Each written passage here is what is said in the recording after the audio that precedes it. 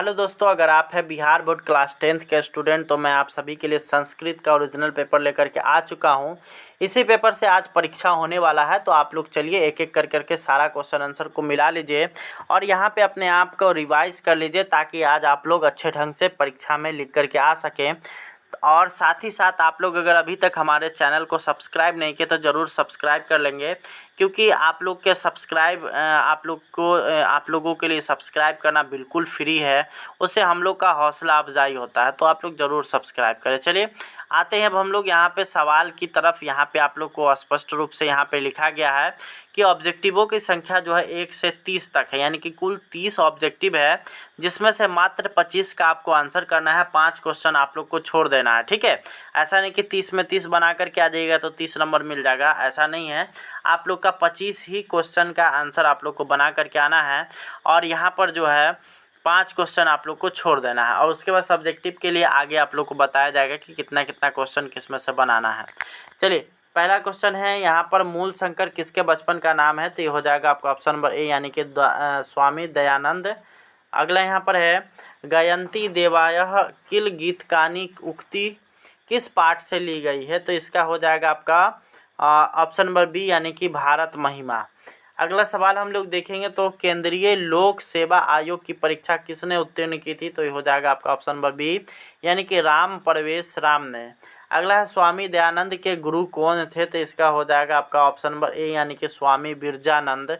अगला है, स्वामी दयानंद के गुरु कौन थे? तो ये हो गया। आर्य समाज की स्थापना कब हुई थी? तो ये हो जाएगा आपका ऑप्शन नंबर बी, यानी कि 1875 ईस्वी में।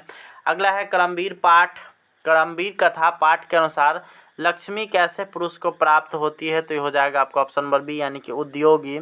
अगला हम लोग देखेंगे तो स्वामी दयानंद के परिवार किसका उपासक था? तो ये हो जाएगा आपका ऑप्शन नंबर ए, यानी कि शिव का। अगला यहाँ पर है, स्वामी दयानंद के गुरु कहाँ रहते थे? तो स्वामी दयानंद के गुरु रहते थे मथुरा में। अगला यहाँ पर है, बिना बुलाए कौन प्रवेश करता है? तो जो मूर्ख व्यक्ति होता है वो बिना बुलाए प्रवेश करता है। अगला हम लोग देखेंगे तो यहाँ पर है कि काम क्रोध और लोभ से किसकी प्राप्ति होती है? तो इससे हम लोग को सीधे प्राप्ति होगी नरक। अगला है, अक्षरारंभ किसका प्रकार का किस प्रकार का संस्कार है? तो ये हो जाएगा आपका शैशव संस्कार, यानी कि ऑप्शन नंबर बी।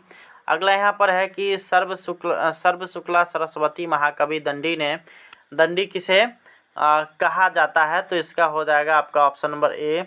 अगला सवाल हम लोग देखेंगे तो यह है, अक्षरारंभ किस प्रकार के संस्कार है? तो ये हो गया आपका ऑप्शन नंबर बी, तो आपको बता ही दिए। अगला यहाँ पर है, सत्यमेव जयते किस उपनिषद में उल्लेखित है? तो ये है आप लोग का ऑप्शन नंबर डी में। अगला हम लोग देखेंगे तो अगला सवाल यहाँ पर आता है कि कौमुदी महोत्सव किस शासनकाल में मनाया जाता था? तो ये हो जाएगा आपका ऑप्शन नंबर ए, यानी कि गुप्त काल में। अगला हम लोग देखेंगे तो स्वामी दयानंद की मृत्यु कब हुई थी? तो इसका आंसर हो जाएगा, स्वामी दयानंद की मृत्यु हुई थी आपका 1883 में। अगला हम लोग देखेंगे तो अगला यहाँ पर है कि संधि कितने प्रकार के होते हैं? तो संधि होता है 3 प्रकार के। अगला है, गुण संधि का उदाहरण है? तो ये हो जाएगा आपका ऑप्शन नंबर डी, यानी कि विद्या जोड़ आलय। अगला है, यक्षति किस लकार का रूप है? तो ये हो जाएगा आपका ऑप्शन नंबर ए, लट लकार। अगला हम लोग देखेंगे तो यहाँ पर है, पठनम में किस कृदंत प्रत्यय का प्रयोग हुआ है? तो ये हो जाएगा आपका ऑप्शन नंबर बी, यानी कि ल्यूट लकार का। अगर आप लोग को लगे कि कुछ क्वेश्चंस का आंसर गलत हो गया तो आप लोग कमेंट करके ज़रूर बताएंगे। अगला यहाँ पर है, अष्टाध्यायी किस समास का उदाहरण है? तो ये हो जाएगा आपका अष्टाध्यायी है, तो ये हो जाएगा आपका ऑप्शन नंबर ए, यानी कि द्विंगु। अगला यहाँ पर है, अगला है, पठनम में किस कृदंत का प्रत्यय हुआ है? तो ये तो हो ही गया है। अगला यहाँ पर है, अगला हम लोग देखेंगे, अगला यहाँ पर है आप लोग का कि गायिका में किस स्त्री प्रत्यय का प्रयोग हुआ है? तो ये हो जाएगा आपका ऑप्शन नंबर सी, यानी कि टाप। अगला है, अधुना अह गृहम गमिष्यामि वाक्य में प्रयुक्त अवयव कौन है? तो इसका हो जाएगा आपका अधुना हो जाएगा। अगला हम लोग देखेंगे तो यहाँ पर है, सचुत्व संधि का उदाहरण कौन सा है? तो इसका हो जाएगा आपका सचुत्व बोल रहा है, तो ये हो जाएगा आपका ऑप्शन नंबर बी। अगला सवाल हम लोग देखेंगे तो मानव पद में किस प्रत्यय का है? तो इसका हो जाएगा, मानव में किस प्रत्यय का है? तो ये हो जाएगा आपका ऑप्शन नंबर बी, यानी कि अनः। अगला है यहाँ पर है पठितवान में किस प्रत्यय का प्रयोग हुआ है, तो यह हो जाएगा आपका ऑप्शन नंबर बी। अगला हम लोग देखेंगे तो मानवः पद में किस प्रत्यय का प्रयोग हुआ था, तो हो ही गया है। अगला संस्कृत में उपसर्गों की कुल संख्या कितनी है, तो ये हो जाएगा 22। अगला हम लोग देखेंगे तो अगला यहाँ पर आता है कि व्याघ्रात भयम किस समास का विग्रह है, तो ये हो जाएगा आपका ऑप्शन नंबर बी। अगला सवाल हम लोग देखेंगे तो स्तुतः स्ततः भ्रामति वाक्य में रेखांकित पद किसका उदाहरण है, तो ये है आपका ऑप्शन नंबर बी, यानी कि क्रिया विशेषण का अत्र अवयव का अर्थ क्या है, तो इसका अर्थ होता है यहाँ, तो यहाँ पर आप लोग का ये ऑब्जेक्टिव सारा खत्म होता है। अब हम लोग सीधे सब्जेक्टिव की तरफ चलेंगे।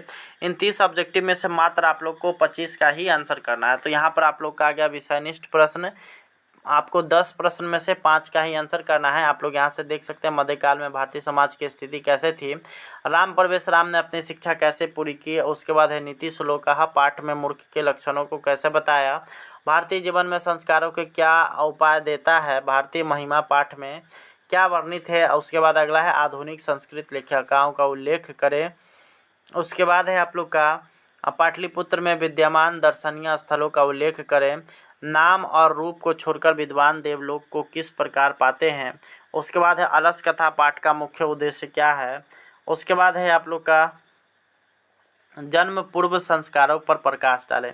अगला यहाँ पर आता है कि निम्नलिखित में से किन्हीं 3 का उत्तर दें। गृहस्थ जीवन में प्रवेश हेतु विवाह संस्कार का वर्णन करें, उसके बाद है नीति श्लोका पाठ में वर्णित स्त्रियों के का उल्लेख करें, उसके बाद है करमवीर कथा के मुख्य पात्र राम प्रवेश राम के जीवन का हमें क्या शिक्षा मिलती है, उसके बाद है स्वामी दयानंद ने समाज सुधार के लिए क्या किया।